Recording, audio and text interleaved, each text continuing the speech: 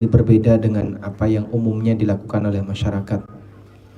Anda tidak hanya sebatas berlibur, tapi juga sekaligus berlibur plus apa ini? Belajar. Lebih dominan yang mana? Belajarnya atau liburannya? Seimbang. Masya Allah. Kayaknya lebih dominan berliburnya. Begitu sampai di sini langsung mancing, nyari kopi, main di danau. Masya Allah. Tayyib. Ini sebuah kenikmatan yang mungkin ada beberapa saudara kita berharap bisa membersamai kita, tapi karena aneka halangan dan keterbatasan, mereka tidak bisa membersamai kita. Di saat yang sama, mungkin orang lain juga ada di sini, tapi tentu saja nuansa kegiatannya tidak sebagaimana yang kita laksanakan. Mereka hanya murni berlibur, tapi tidak ada nuansa agama, bahkan barangkali tidak sampai menyentuh kegiatan sholat. Alhamdulillah, Allah kasih kita bimbingan, semoga yang mubah ini, kegiatan yang mubah plus kajian ini tidak menjadi sumber masalah besok di akhirat. Tapi saya juga aneh, ini ngapain kajian di sini, Pak? Di puncak gunung, capek-capek dulu baru kemudian enak, Pak. Ada perkataan yang disampaikan oleh para ulama, fansab fa inna ladzidal aishi fin nasab. Lelahlah dirimu, capekkan dirimu, karena sesungguhnya lezatnya hidup itu dikala orang capek. Jadi kita bisa beristirahat akan terasa nyaman, tidur terasa nyenyak ketika kapan? Capek dulu, baru kemudian istirahat. Salawat dan salam semoga tercurah untuk Nabi Agung Muhammad SAW. Dengan sebab dakwah beliau kita bisa mengenal indahnya akidah tauhid, sehingga kita tahu siapa yang harus kita sembah. Kita tahu ibadah seperti apa yang harus kita lakukan. Karena tanpa bimbingan beliau, maka mungkin kita akan melakukan aneka kegiatan yang tidak bisa mengantarkan kepada tujuan yang sejatinya, yaitu surga. Allahumma salli wa sallim alaihi wa ala ashabihi wa dzurriyyatihi ajma'in. Kemudian tidak lupa kita mengucapkan jazakumullah khairan kepada panitia yang sudah memberikan kita fasilitas untuk bisa bareng-bareng berkegiatan di sini.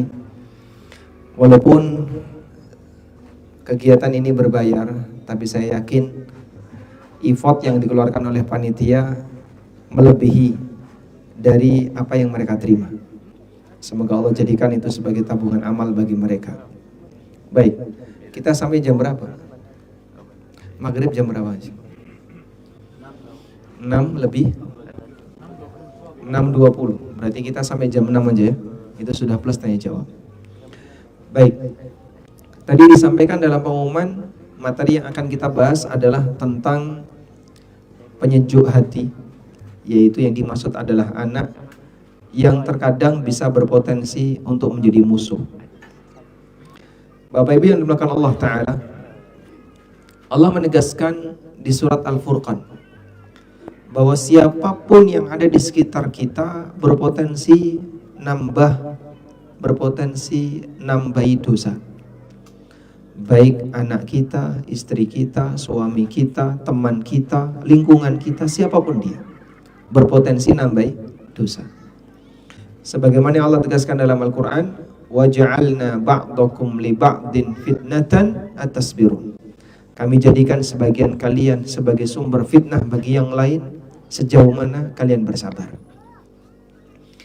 Sehingga suami adalah fitnah bagi istri, istri fitnah bagi suami, anak fitnah bagi orang tua fitnah bagi anak, orang sehat fitnah bagi orang sakit, orang sakit fitnah bagi orang sehat, kaya miskin juga demikian.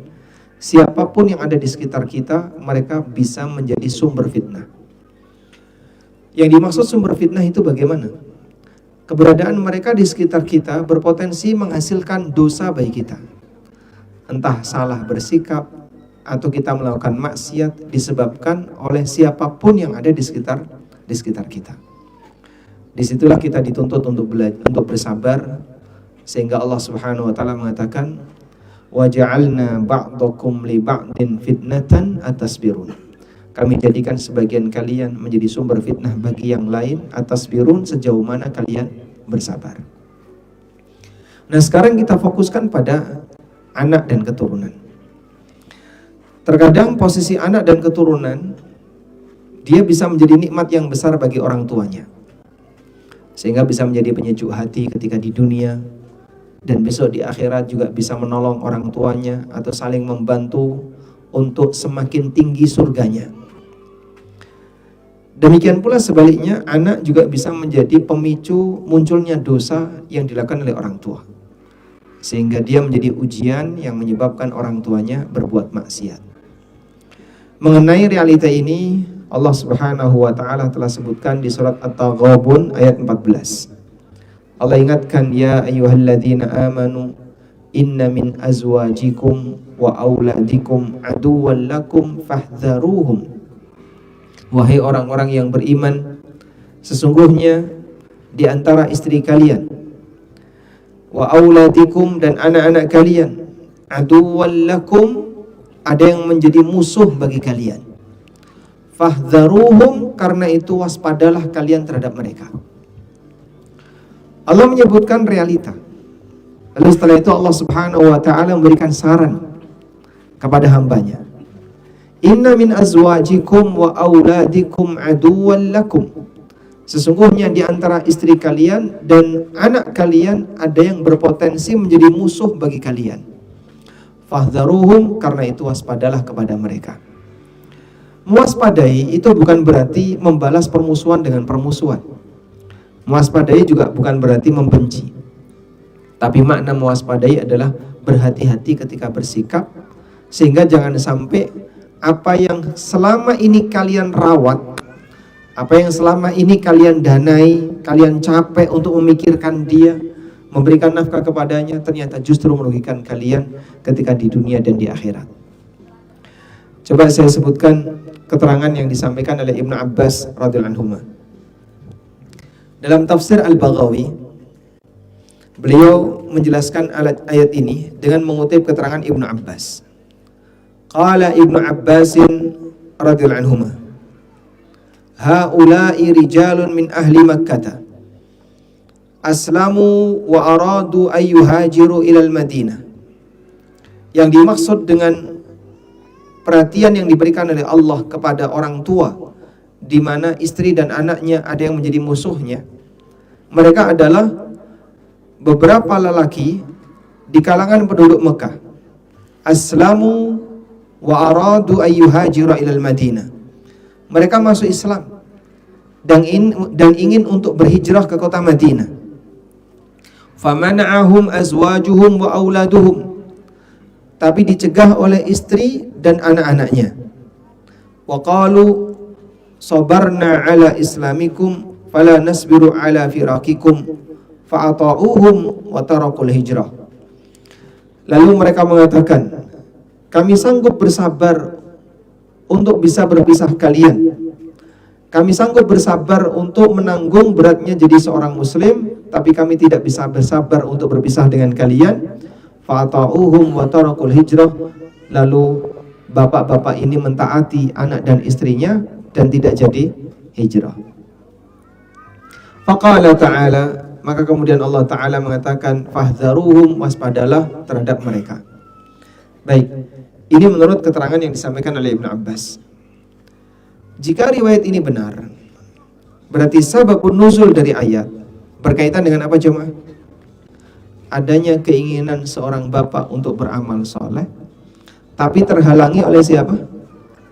Oleh sikap istri dan anaknya. Istri dan anaknya dengan terang-terangan mengatakan, jangan, bapak jangan berangkat hijrah.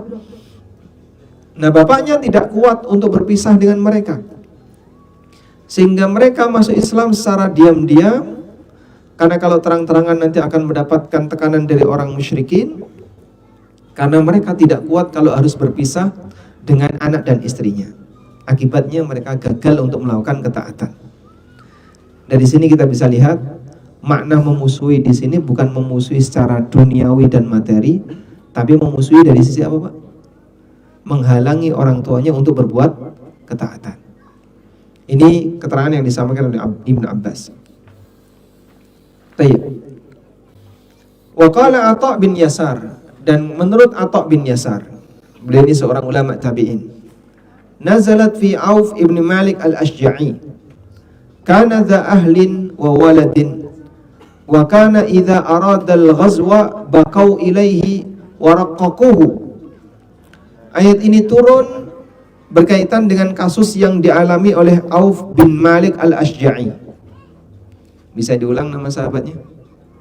Auf bin Malik al-Ashja'i.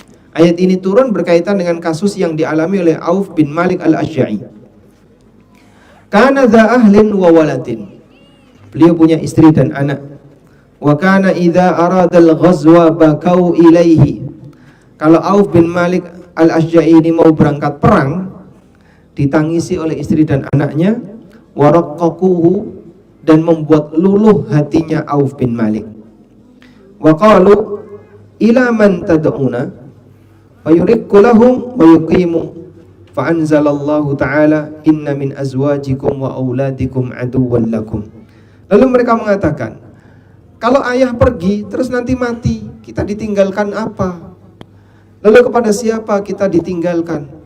Nanti kita harus berlindung kepada siapa? Karena suaminya sudah meninggal. Maka Auf bin Malik nggak tega, akhirnya nggak jadi jihad. Kemudian Allah Subhanahu wa taala turunkan ayat ini, inna min azwajikum wa auladikum aduwwan lakum. Sesungguhnya di antara istri dan anak kalian ada yang menjadi musuh bagi kalian, fahdharuhum, maka waspadalah terhadap mereka. Kesimpulan yang disampaikan oleh Al-Baghawi, bentuk permusuhan itu adalah bihamlihim iyyakum ala tarkit ta'at, fahdharuhum an taqbalu minhum, yaitu mengajak kalian untuk meninggalkan ketaatan. Maka waspadalah, jangan sampai kalian nuruti permintaan mereka, karena permintaan mereka justru menjauhkan kalian dari jalan Allah Subhanahu wa taala. Ini riwayat yang disampaikan oleh Atha bin Yasar. Ada dua riwayat yang tadi kita sampaikan ya. Pertama dari Ibnu Abbas berkaitan dengan apa? Kasus orang yang sudah masuk Islam di kalangan penduduk Mekah, kemudian ketika mau hijrah dihalangi oleh anak dan istrinya. Sedangkan riwayat Atha bin Yasar menjelaskan bahwa ayat ini turun berkaitan dengan sahabat siapa? Auf bin Malik al-Ashja'i yang ingin berangkat jihad tapi ditangisi oleh anak dan istrinya. Baik. Di zaman sekarang mungkin ibadah yang berat semacam ini barangkali tidak ada yang melakukannya untuk orang yang ada di Indonesia. Tapi barangkali ada satu kondisi di mana terkadang istri merasa berat sekali bagi suaminya untuk melakukannya. Demikian pula anak-anak terasa berat sekali ketika bapaknya melakukannya. Contohnya apa, Pak? Hijrah meninggalkan pendapatan yang haram. Hijrah meninggalkan penghasilan yang haram, yang itu bisa mempengaruhi apa? Nuansa pencaharian atau pendapatan yang dimiliki oleh sang suami. Kadang kita bisa menimbang seperti ini. Andaikan kita ini hidup di zaman Rasulullah SAW, mungkin nggak kita bisa menjadi seperti sahabat? Anda bisa mempertimbangkan, istri bapak kira-kira sanggup nggak ditinggal oleh suaminya untuk jihad? Jadi kalau ibu-ibu misalnya dipamiti sama suaminya, saya mau perang, mau jihad, kira-kira dilepas dengan bahagia atau dilepas dengan penuh tangisan? Yang mana? Bahagia, insya Allah. Mati-mati apa bapak, nggak golek ganti. Ada sebagian ibu-ibu yang ditanya kayak gitu. Saya siap melepas suami saya, mas, kalau usianya sudah 80 tahun. Lah apa jihad nunggu tua? Kalau jihad nunggu tua 80 tahun malah ngerepoti. Jadi mungkin suasana seperti yang dialami oleh para sahabat tidak ada tandingannya sebagaimana di zaman kita. Sahabat itu tidak jihad cuma sekali dua kali, berkali-kali. Ajakan jihad yang diberikan oleh Nabi SAW kepada mereka itu berkali-kali. Makanya sampai ada buku yang khusus membahas peperangan-peperangan Nabi SAW yang disebut dengan Al-Maghazi. Disebut dengan al-maghazi. Cerita-cerita perang yang dialami oleh Rasulullah SAW dan para sahabat. Saking seringnya aktivitas perang seperti ini yang mereka lakukan. Sehingga pada posisi seperti ini, bagi para sahabat, jihad itu adalah aktivitas harian. Terus gimana Pak? Ya Anda bisa bayangin ya, pilihan orang kalau sudah berperang, antara satu, mati di medan jihad, kehilangan nyawa, atau yang kedua, kembali dalam kondisi cacat. Dan dua-duanya pilihan yang gak enak secara materi. Minimal ada luka, minimal mungkin ada bagian anggota badan, mungkin jarinya hilang, dan seterusnya. Ada seorang sahabat yang ketika perang, tangannya itu kena pedang, tapi gak sampai putus, cuman gak bisa berfungsi. Sehingga beliau membawa senjata dalam posisi tangan satunya nggak berfungsi. Akhirnya ketika melakukan serangan berikutnya, beliau merasa tangan ini ganggu. Diinjek itu tangannya, terus diputus. Daripada ganggu, kita mungkin nggak pernah mengalami seperti itu. Maka perjuangan yang dialami oleh orang sekarang dibandingkan orang masa silam seperti langit dan sumur, jauh selisihnya. Baik. Kemudian pelajaran yang bisa kita ambil dari ayat ini adalah Allah Subhanahu wa taala memberitahu terkadang anak dan istri itu bisa menjadi penyebab seorang suami terhalangi untuk berbuat taat. Berbuat taat bisa bentuknya melakukan sesuatu atau meninggalkan yang diharamkan oleh Allah. Melaksanakan yang wajib atau meninggalkan yang dilarang oleh Allah. Karena mereka merasa kalau bapak melakukan ini kami akan dirugikan secara materi. Lalu Allah Subhanahu wa taala kasih peringatan, kalaupun anak dan istrimu dalam kondisi seperti itu, fahdharuhum, maka waspadailah mereka. Fahdharuhum, waspadailah mereka. Kemudian Allah Subhanahu wa taala melanjutkan, wa in ta'fu wa tasfahu wa taghfiru fa innallaha ghafurur rahim. Dan apabila kalian memaafkan, wa tasfahu, dan memberikan toleransi, wa taghfiru, dan mengampuni kesalahan mereka, fa innallaha ghafurur rahim, sesungguhnya Allah taala Maha Pengampun lagi Maha Penyayang. Hadza fi man aqama 'alal ahli wal walad wa lam yuhajir, fa idza hajara alladhina sabaquhu bil hijrati qad faqihu fid dini hum an yu'aqabu zawjahu wa waladahu alladhina thabbatu 'alal hijrah. Ayat ini, kata Al-Baghawi, membahas tentang orang yang dia tidak jadi hijrah disebabkan karena digandoli, disebabkan karena dihalangi oleh anak dan istrinya. Sampai ketika lambat laun mereka akhirnya berhasil untuk hijrah. Setelah mereka berhasil hijrah, tiba di kota Madinah, mereka ketemu Rasulullah SAW. Setelah ketemu Rasulullah, mereka ketemu senior-seniornya di kalangan para sahabat yang sudah hijrah duluan. Ternyata sahabat yang sudah hijrah duluan itu sudah memiliki banyak ilmu dari apa yang dipesankan oleh Nabi SAW.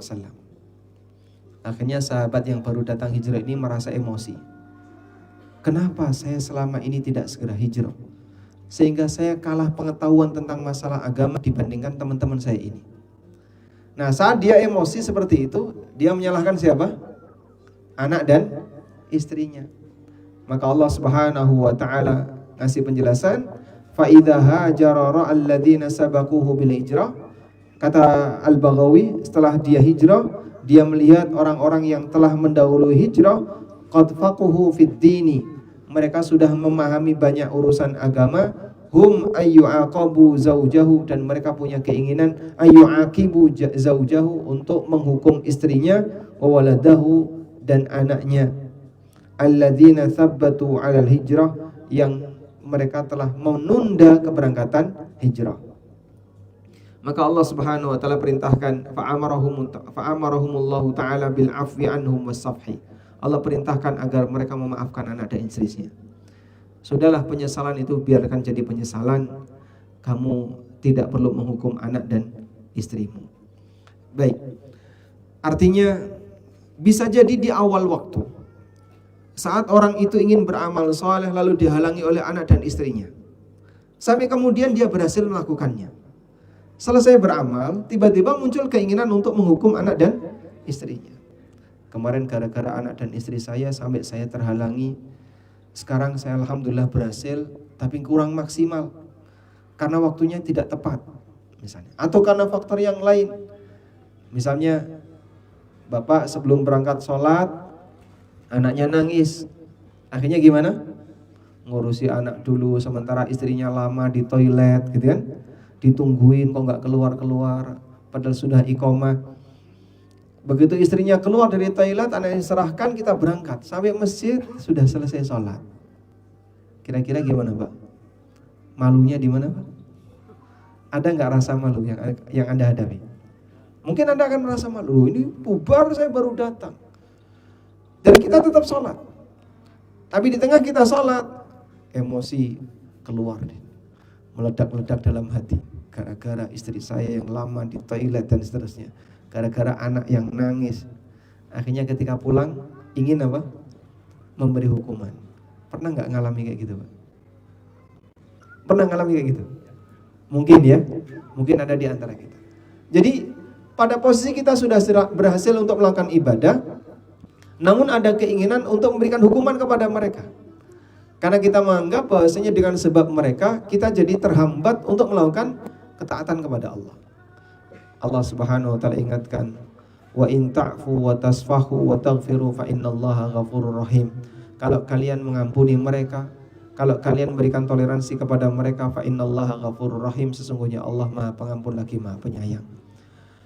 Sebagaimana kalian berharap untuk mendapatkan maaf dari Allah, untuk mendapatkan ampunan dari Allah, maka berikanlah maaf dan ampunan untuk istri dan anak kalian. Walhamdulillah sekarang kalian sudah berhasil untuk melakukan ketaatan dan ibadah kepada Allah Subhanahu wa taala. Wallahu a'lam. Baik, ini sedikit renungan yang bisa kita sampaikan berkaitan dengan surat At-Taghabun ayat 14. Berikutnya saya akan beralih tentang beberapa kisah hubungan antara orang tua dengan anak. Bapak Ibu yang dimuliakan Allah Subhanahu wa taala. Ada aneka warna keluarga yang Allah ceritakan di dalam Al-Qur'an. Ada keluarga yang bapaknya orang saleh tapi anaknya penjahat. Ada keluarga yang anaknya penjahat dan bapaknya orang saleh.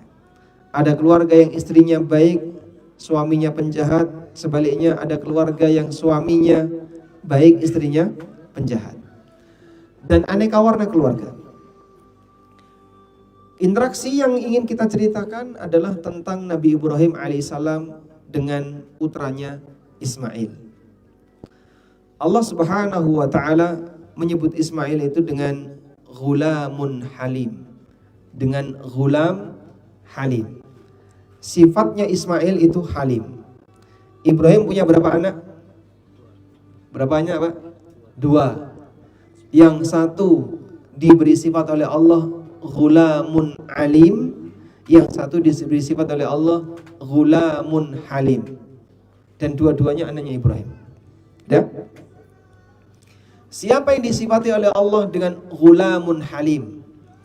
Yang disifati Allah dengan sebutan ghulamun halim adalah Ismail. Beliau memiliki sifat al-hilmu. Apa itu sifat al-hilmu? Sifat al-hilmu mungkin kalau padanan di tempat kita, kalau dalam bahasa Inggris disebut dengan wisdom. Apa itu Pak? Kedewasaan, tepat dalam bersikap, sehingga ketika berinteraksi dia bisa lakukan dengan tepat. Itulah al-halim. Baik. Ismail alaihissalam diberi sifat oleh Allah Ta'ala bi ghulamin halim, dengan seorang anak yang halim. Bagaimana kondisi Ismail alaihissalam? Beliau inilah anak pertama Nabi Ibrahim alaihissalam yang sangat penurut kepada bapaknya. Sampai rela untuk melakukan sesuatu demi mewujudkan apa yang diwahyukan kepada bapaknya. Hingga satu ketika Allah Subhanahu wa taala memberikan mimpi kepada Ibrahim. falamma balagha ma'ahu as-sa'ya qala ya bunayya inni ara fil manami anni adbahuka fandur madza tara. Ketika Nabi Ismail sudah menginjak usia as-sa'ya, menginjak usia yang bisa diajak untuk bantu kerja. Qala ya bunayya, Ibrahim mengatakan kepada anaknya, wahai anakku, inni ara fil manami anni adbahuka fandur madza tara. Aku bermimpi dalam tidurku kalau aku menyembelih kamu. Fandur madza tara, menurut kamu bagaimana? Masya Allah. Mimpinya seorang nabi itu statusnya apa, Pak? Wahyu. Beda dengan mimpi manusia biasa ya. Kalau mimpi manusia biasa kadang kecampuran basah. Kalau mimpinya nabi, wahyu. Makanya tidak ada manusia yang mimpinya bisa menjadi sumber syariat kecuali para nabi.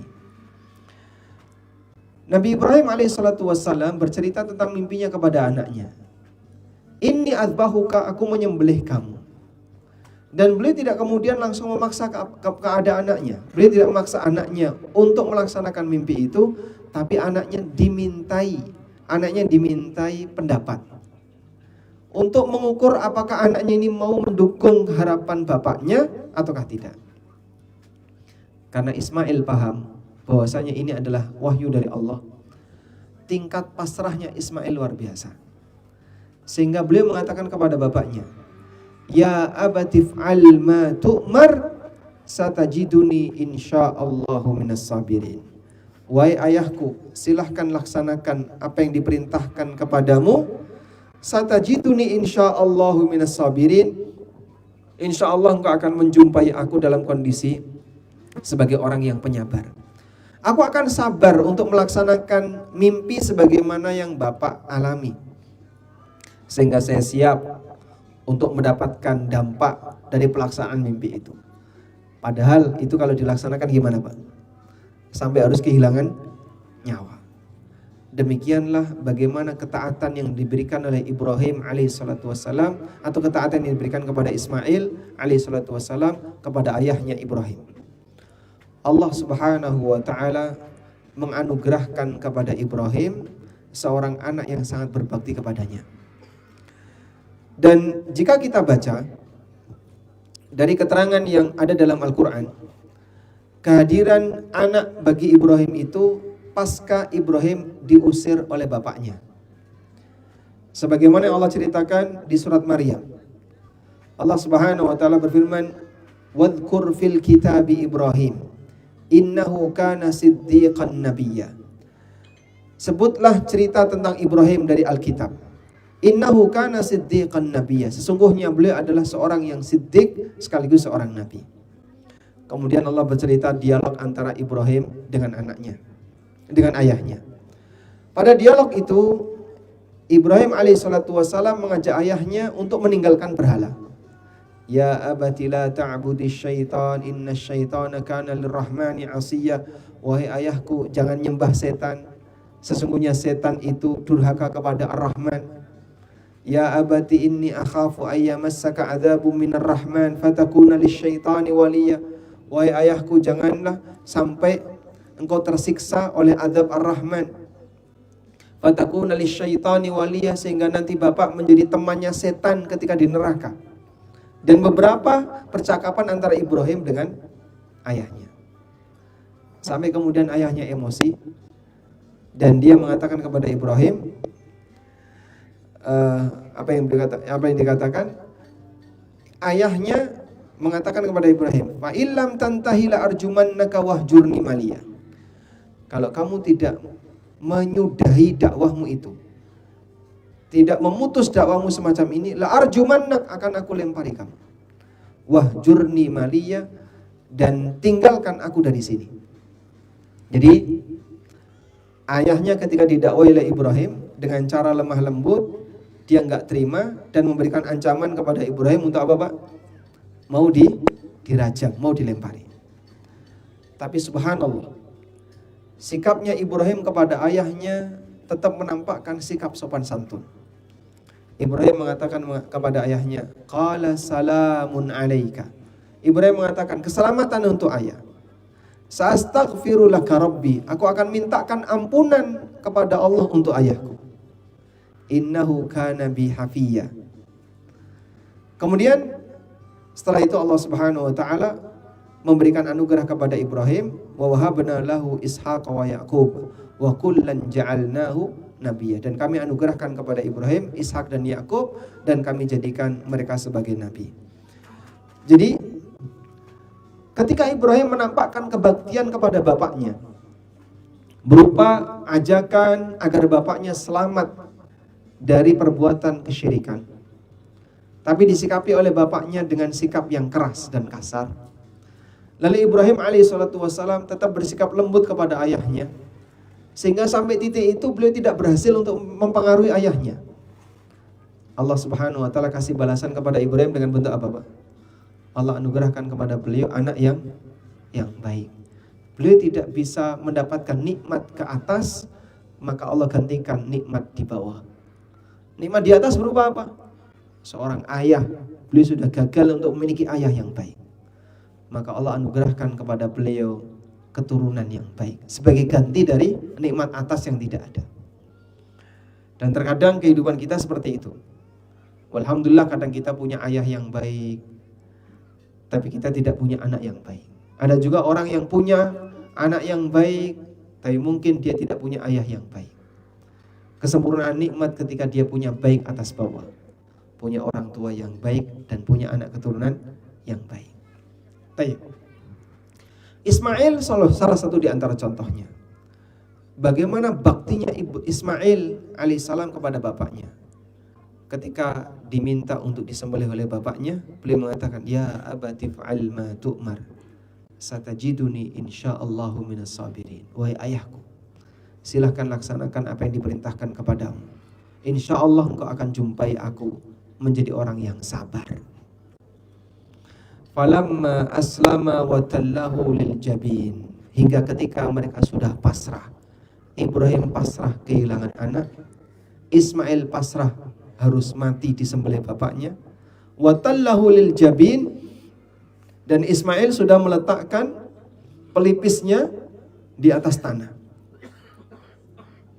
Lalu Allah Subhanahu wa taala mengatakan, qala ya Ibrahim as-saddaqta ru'ya, wahai Ibrahim kau telah membenarkan mimpi itu.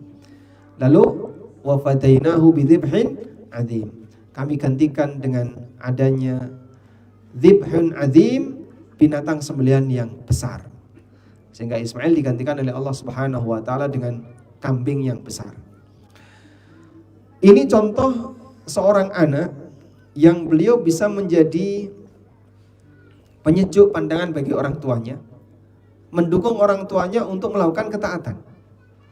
Mungkin kita tidak menjumpai suasana seperti itu. Anak mana yang bersedia untuk disembelih oleh bapaknya dalam rangka untuk apa? Ketaatan.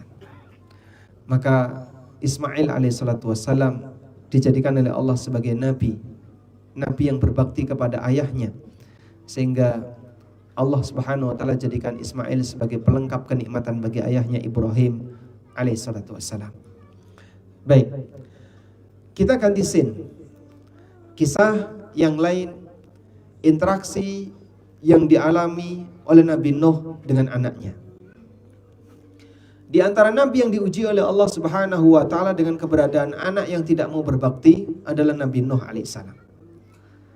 Bentuk tidak mau berbaktinya anaknya Nabi Nuh ketika Nabi Nuh sedang berdakwah bersama masyarakatnya, anaknya tidak mau beriman.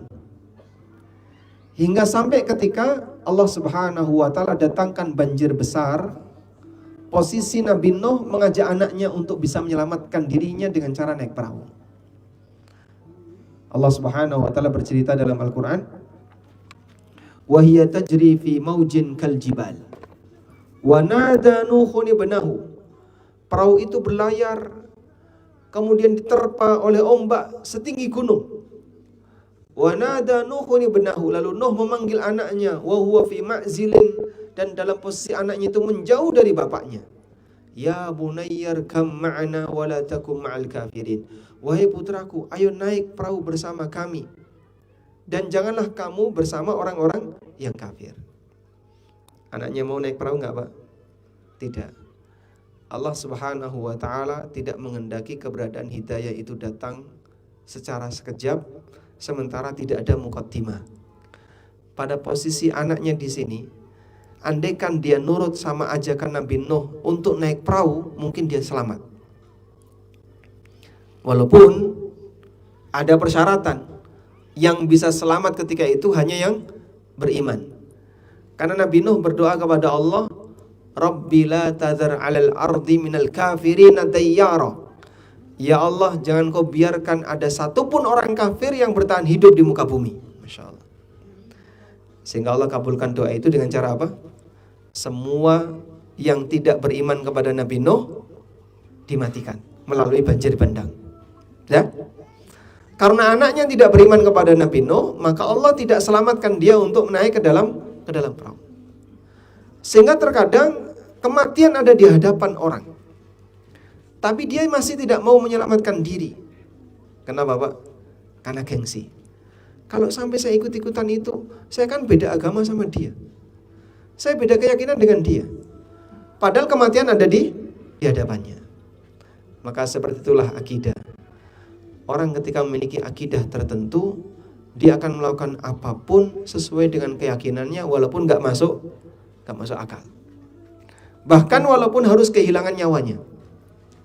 Demikianlah kondisi keyakinan. Makanya orang kalau sudah punya keyakinan tertentu, dia akan perjuangan keyakinan itu sebisa mungkin, meskipun keyakinan itu gak masuk akal. Baik. Pada posisi ketika ini anak sudah berada di detik-detik kematian, banjir itu tidak bisa dihalangi.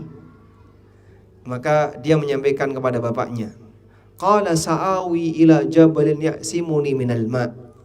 Aku akan berlindung dengan naik ke atas gunung agar aku tidak terkena air. Ini alasan logika.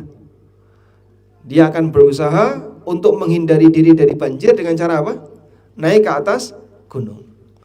Maka diberitahu oleh Nabi Nuh alaihissalam, qala la asimal yawma min amrillah illa man rahim. Nabi Nuh mengatakan tidak mungkin ada orang yang bisa selamat dari ketetapan Allah di hari ini kecuali mereka yang Allah rahmati. Wa hala bainahumal mauju fakana minal mughraqin.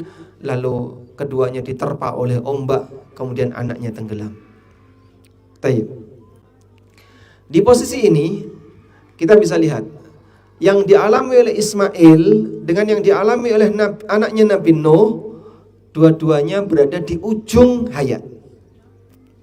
Ismail alaihissalam disembelih. Kira-kira peluang selamatnya berapa persen? Orang kalau disembelih peluang selamatnya berapa persen? Hampir nggak ada, mungkin nggak ada. Kalaupun ada ya kecil sekali. Dia berada di bawah kendali bapaknya untuk disembelih, peluang matinya besar, peluang selamatnya sangat kecil. Sudah. Kan'an anaknya Nabi Nuh alaihissalam. Ada yang mengatakan anaknya namanya Kan'an, dan itu nama yang ma'ruf tentang anaknya Nabi Nuh. Tapi wallahu a'lam apakah itu sahih atau tidak. Dia juga sudah berada di ujung kematian, mendekati kematian. Baik. Bedanya apa di sini? Yang satu pasrah kepada Allah, yang satu bangkang kepada Allah. Anda lihat hasilnya? Dua-duanya sama-sama dalam posisi mendekati kematian. Dan dua-duanya sama-sama mendapatkan ajakan dari bapaknya. Tapi yang satu pasrah kepada Allah sehingga dia selamat, dan yang satu durhaka kepada Allah sehingga dia binasa. Demikianlah gambaran dua perbandingan anak yang berbakti, yang bisa memberikan keuntungan bagi orang tuanya dunia dan akhirat, dan anak yang durhaka, yang justru dia menjadi sumber masalah bagi orang tuanya di dunia dan di akhirat. Baik. Namun perjuangan Nabi Nuh alaihissalam untuk mendoakan anaknya tidak selesai.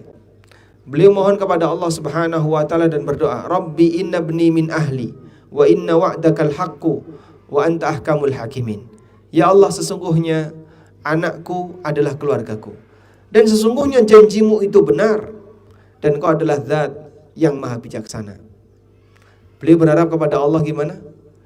Andai saya tidak bisa ketemu dengan anakku, karena saya tidak bisa ketemu dengan anakku di dunia, maka aku mohon kepadamu ya Allah agar masih bisa ketemu anak di akhirat.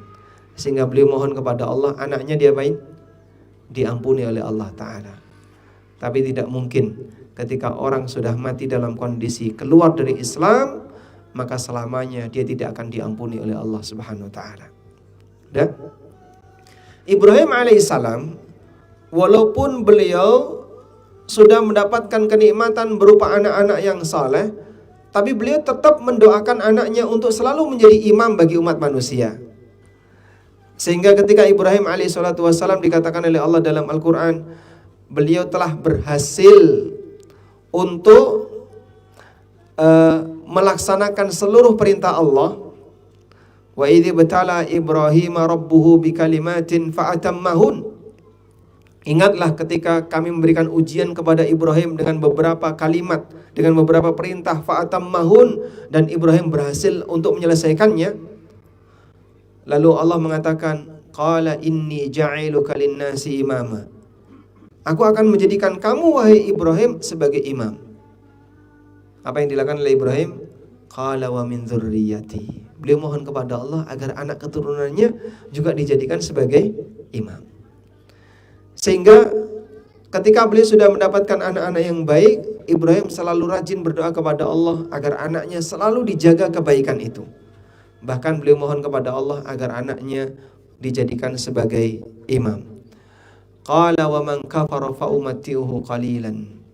Tapi untuk orang kafir, Allah Subhanahu wa taala mengatakan ketika Ibrahim berdoa, qala wa min dzurriyyati qala la yanalu ahdi dzalimin. Kemudian Allah mengatakan khusus untuk orang-orang zalim alias tidak beriman, dia tidak akan mendapatkan kenikmatan dariku. Sehingga anaknya Ibrahim yang beriman, Allah Subhanahu wa taala jadikan sebagai imam bagi umat manusia. Merekalah para nabi yang datang setelah Ibrahim alaihissalatu wassalam. Baik. Nah, kita berharap kepada Allah, semoga Allah anugerahkan kepada kita keturunan yang baik, yang bisa mendukung orang tuanya untuk berbuat taat dan bisa menghalangi orang tuanya untuk berbuat maksiat, sehingga kita bisa mendapatkan kesempurnaan kebahagiaan ketika di dunia, kita membersamai mereka di dunia, dengan kebahagiaan di akhirat dengan cara kita bisa ketemu mereka ketika di surga Allah Ta'ala. Wallahu alam. Mungkin itu sebagai mukaddimah yang bisa kita sampaikan, dan di sisa waktu kita bisa manfaatkan untuk tanya jawab. Masih cukup panjang insyaallah Pak. Wassallallahu ala nabiyyina Muhammadin wa ala alihi wa sahbihi wasallam.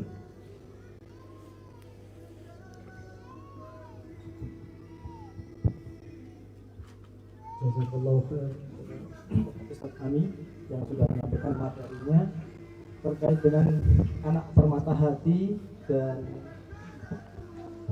insya Allah tentunya pasti ada beberapa pertanyaan dari bapak-bapak ataupun ibu semua terkait dengan tema yang tadi sudah sampaikan.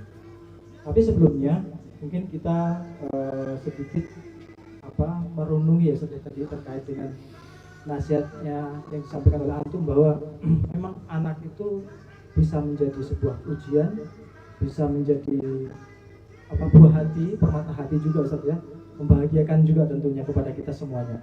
Nah, ada dua contoh tadi yang sebagaimana tadi Ustaz sudah sampaikan, bagaimana anaknya Nabi, baik Nabi Ibrahim dan juga Nabi Nuh, yang sama-sama merupakan anak orang soleh, tetapi dengan kedudukan yang berbeda mereka di akhir masa titik-titik akhir hayat Ustaz ya, dengan perbedaan di mana satunya anak yang pasrah, yang berusaha untuk tunduk patuh, dan yang satunya adalah anak yang berusaha untuk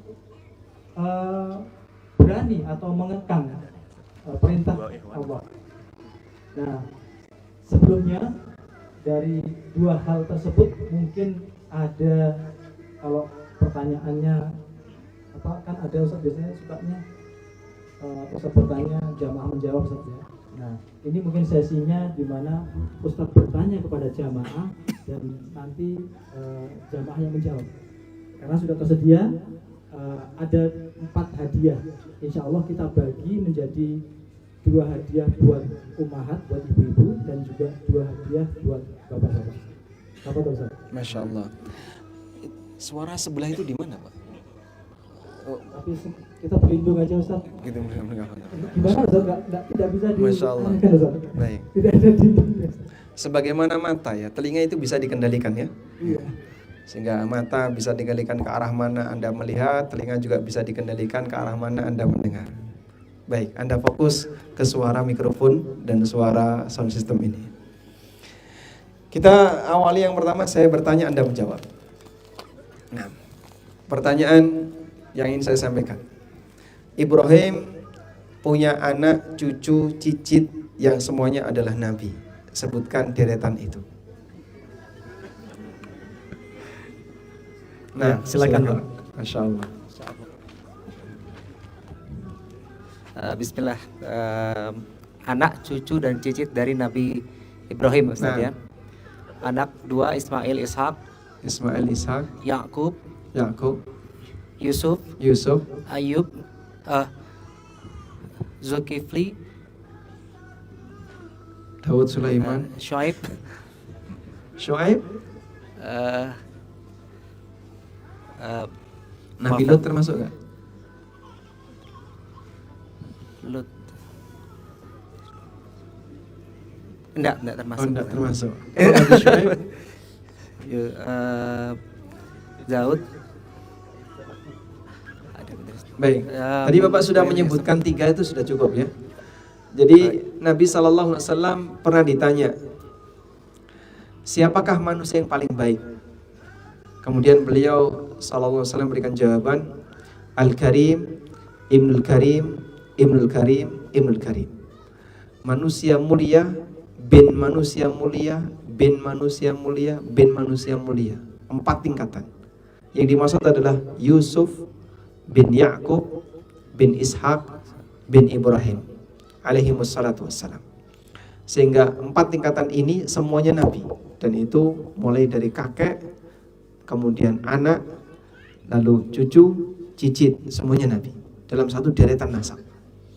Dan hanya beliau yang punya keistimewaan seperti itu. Nah, setelah itu anaknya Yusuf, siapa namanya yang menjadi nabi kita nggak tahu.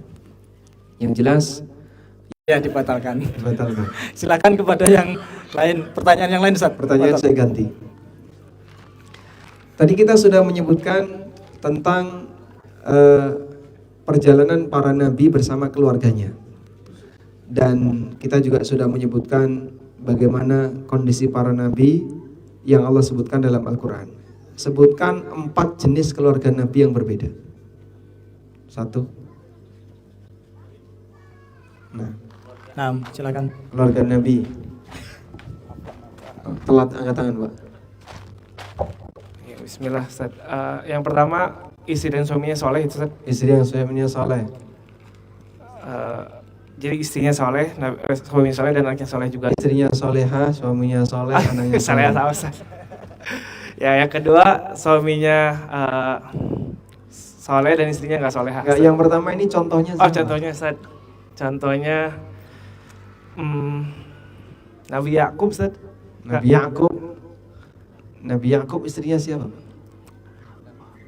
Ummu Yusuf Ustaz. Ummu Yusuf. Baik. Yang kedua. Yang kedua apa namanya? Yang suaminya soleh dan istrinya nggak soleh Ustaz. Suaminya soleh, istrinya nggak soleh. Contohnya? Contohnya Nabi Lut. Nabi Lut alaihissalam. Selanjutnya atau Nabi Nuh. Nabi Nuh Ustaz. Berikutnya. Ketiga istrinya soleh dan suaminya nggak soleh Ustaz. Nah, Asia Ustaz sama Fir'aun. Asia dan Firaun. Sebenarnya yang saya minta para nabi ya. Oh ya Ustaz. Nabi Nuh. Interaksi Nabi Nuh dengan keluarganya ada apa? Beliau soleh, anaknya tidak Tidak soleh Ustaz. soleh. Selanjutnya yang terakhir, yang keempat, Yang keempat Nabi Ibrahim alaihissalam, bapaknya soleh, bapaknya soleh. bapaknya orang kafir. Oh, bapaknya nggak soleh Ustaz. Tidak, orang kafir dan anaknya soleh gitu. Masya Allah, barakallahu fikum. Baik. Anda mau yang mana? Sarung juga? Nikob aja Ustaz. Nikob, nggak tahu saya isinya ini nikob atau benar. Barakallahu fiik. Selanjutnya ya untuk ummahat. Ini sebenarnya hadiahnya untuk ummahat ya. Tayyib. Saya meniru pertanyaan tadi malam boleh nggak ya? Boleh Ustaz. Boleh. Pak Ustaz. Di Insya Allah antara- mungkin ada sebagian yang belum hadir Ustaz. Oh gitu. Ibu-ibu yang merasa suaminya sangat baik sekali siapa, Bu? Nah, sudah ada yang duluan Ustaz. Yang angkat tangan banyak. Baik. Pertanyaannya. Pertanyaannya. Sebutkan 2 wanita soleh masa silam. 2 wanita soleha masa silam.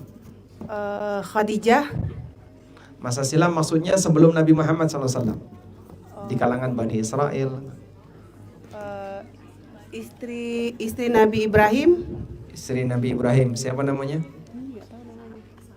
Sarah, Sarah. Yang kedua? Sarah sama Hajar. Hajar. Masya Allah. Udah 2 ya. Baik. Apa alasan Anda menyebut Sarah dan Hajar sebagai wanita soleha? Karena menghasilkan anak-anak yang menjadi nabi. Masya Allah, menghasilkan anak yang menjadi nabi. Allah Subhanahu Wa Taala berikan keduanya anak yang menjadi nabi. Nah, boleh dapat hadiah.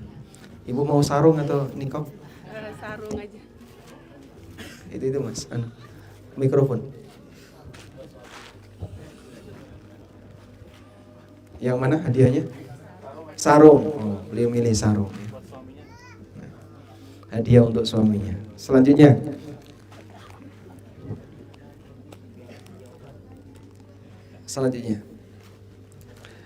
Ini untuk ibu-ibu juga. Kita tahu bahwa istri Nabi SAW itu banyak. Dan istri beliau yang dinikahi dalam kondisi masih gadis, namanya siapa? Semua sudah bisa angkat tangan. Kasihkan saja kepada siapapun yang mau jawab. Apa yang dekat? Aisyah, Ustaz. Aisyah, pertanyaannya. Sebutkan 1 hadis dari Aisyah radhiyallahu anha. Allah. Apa ya, Ustaz? Hadis. Sebutkan 1 hadis dari Aisyah radhiyallahu anha. Sebentar lagi googling dulu ya. Enggak, Ustaz. Apa ya? Apa, Ustaz?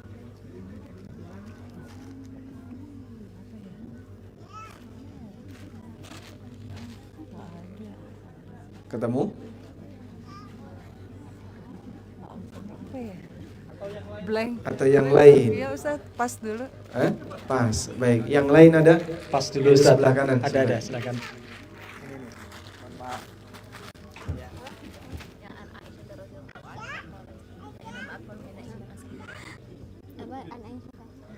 An Aisyah radhiyallahu anha qalat innam qala Rasulullah sallallahu alaihi wasallam Sallallahu alaihi wasallam. innama akmalul mu'minina imanan ahsanuhum khuluqan wa altafuhum bi ahlihi innama akmalul mu'minina imanan ahsanuhum khuluqan wa altafuhum wa altafuhum bi ahlihi rawahu Aisyah.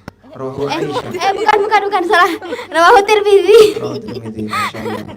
Apa tadi ya? Nah. Baik, cukup? Atau masih ada hadiah yang lain? Katanya di belakang banyak ada mie instan atau telo godok, jagung godok, gak dimasukkan di sini. Baik.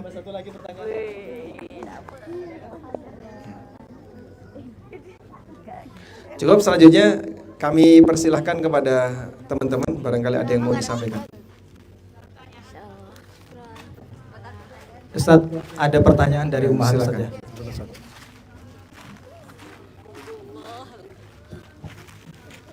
Bismillah. Assalamualaikum Ustaz. Afwan mau bertanya. Waalaikumsalam warahmatullahi. Afwan mau bertanya tentang hubungan birrul walidain dari anak di luar nikah. Bagaimana cara dia berkhidmat kepada orang tua dan bagaimana cara birrul walidain dari seorang anak perempuan kepada ayah biologisnya. Baik. Pertama begini, bahwa dalam Islam itu nasab sangat dijaga. Sehingga para ulama menyebutkan Ada yang disebut dengan ad-daruriyatul khams. 5 hal yang paling prinsip yang dijaga dalam syariat ini. Apa saja itu? Hifdzuddin, hifdzu al-mal, hifdzu an-nafs, hifdzul aql, wa hifdzul an-nasl. Yang pertama menjaga agama, hifdzuddin. Yang kedua menjaga jiwa, hifdzun nafs. Yang ketiga menjaga harta, hifdzul mal. Yang keempat menjaga akal, hifdzul aql. Yang kelima hifdzul ird wan nasl, menjaga kehormatan dan keturunan. Sebab perbedaan antara kita dengan binatang adalah kita ini terlahir punya nasab yang jelas. Sehingga siapapun manusia, bin siapa itu ada nasabnya. Nah, nasab itu diakui apabila dia terjadi karena jalur yang resmi, dan itu adalah jalur pernikahan. Selain itu tidak ada. Dan satu lagi yaitu jalur perbudakan. Oleh karena itu, apabila di luar jalur ini, maka keberadaan anak tidak diakui sebagai nasab. Selanjutnya, apabila ada seorang wanita yang berzina lalu menghasilkan anak, maka pada posisi ketika anak ini lahir, berarti dia tidak punya ayah yang menjadi ayah nasabnya, tapi dia punya ibu. Maka nasabnya dinasabkan ke siapa? Ke ibunya. Sebagaimana Nabi Isa alaihissalam, Isa bin Maryam, karena beliau tidak punya ayah. Lalu kemudian ibunya ini nikah dengan bapak biologisnya. Setelah nikah, mereka membangun keluarga, dan bayi ini dirawat bersama. Dirawat oleh bapak biologisnya, juga dirawat oleh ibu kandungnya. Sudah? Terus bagaimana hubungan anak ini dengan bapak biologisnya? Hubungannya seperti ayah tiri. Sehingga saat ibu ini nikah dengan bapak biologisnya, itu seperti dia seorang janda yang sudah punya anak, kemudian nikah dengan seorang lelaki. Statusnya sebagai apa? Robiba. Statusnya sebagai anak tiri. Tapi karena orang tua ini merawat, si bapak biologis ini merawat si wanita ini atau anak ini sampai dewasa, berarti dia punya jasa enggak? Dia punya jasa tidak? Dia punya jasa. Pada posisi dia punya jasa, maka anak ini walaupun bukan anak nasab, dia bisa membayar jasa, berutang. Dia bisa kemudian menyampaikan kebaikan kepada ayah biologisnya sebagai bentuk membayar jasa. Bukan dalam rangka untuk berbakti kepada ayah nasab, tapi dalam rangka untuk berbakti kepada orang yang sudah berjasa merawat saya dari kecil. Demikianlah agama kita mengajarkan. Allah Ta'ala mengatakan, wala tansawul fadla bainakum, janganlah kalian saling melupakan kebaikan antar sama kalian. Baik, selanjutnya, posisi anak ini dengan orang tua biologisnya mahram atau tidak? Mahram atau tidak? Mahram atau tidak, Pak? Mahram. Kenapa mahram? Anak tiri. Anak tiri termasuk mahram. Yang Allah tegaskan dalam Al-Quran, warabaibukumul lati fi hujurikum min nisaikumul lati dakhaltum bihinna. Dan di antara wanita yang menjadi mahram kalian adalah para robibah yang ada di bawah asuhan kalian dari istri yang kalian nikahi, dakhaltum bihinna, yang kalian sudah melakukan hubungan badan dengan dia. Maka posisi anak perempuan ini mahram dengan bapak biologisnya sebagai anak tiri, sehingga dia bisa berinteraksi sebagaimana layaknya mahram. Boleh salaman, ya. Boleh tidak berhijab di hadapan bapak tirinya, meskipun itu adalah bapak biologisnya sendiri. Dan kebaktian yang diberikan sebagai bentuk balas jasa karena bapak ini telah mendidik saya, merawat saya dari kecil sampai dewasa. Wallahu a'lam. Baik, ada lagi? Karena waktu insya Allah sudah nanti menjelang maghrib ya, kurang lebih kan waktu maghrib bertepatan dengan jam 6:20 kurang lebih. Jadi kami persilahkan mungkin kepada seluruh peserta camping, ada yang mungkin masih perlu mungkin mandi atau perlu persiapan yang lainnya, tafadhol, karena nanti pada saat selesai sholat maghrib kan ada sesi tanya jawab lagi. Jadi pertanyaan yang sekarang mungkin ingin ditanyakan bisa nanti ditanyakan lagi kepada Ustaz. Insyaallah. Baik. Baik, kita berada di waktu sore di tempat semacam ini, barangkali sambil melihat keindahan ciptaan Allah, Anda jadi semakin merasa dekat dengan Allah, maka manfaatkanlah kesempatan seperti itu untuk banyak berdoa kepada Allah. Semoga doa kita mustajab, apalagi dalam posisi Anda sebagai seorang musafir. Wassallallahu ala nabiyyina Muhammadin wa ala alihi wa sahbihi wa sallam, wa akhiru da'wana anil hamdulillahi rabbil alamin. Wassalamualaikum warahmatullahi wabarakatuh. Waalaikumsalam warahmatullahi wabarakatuh.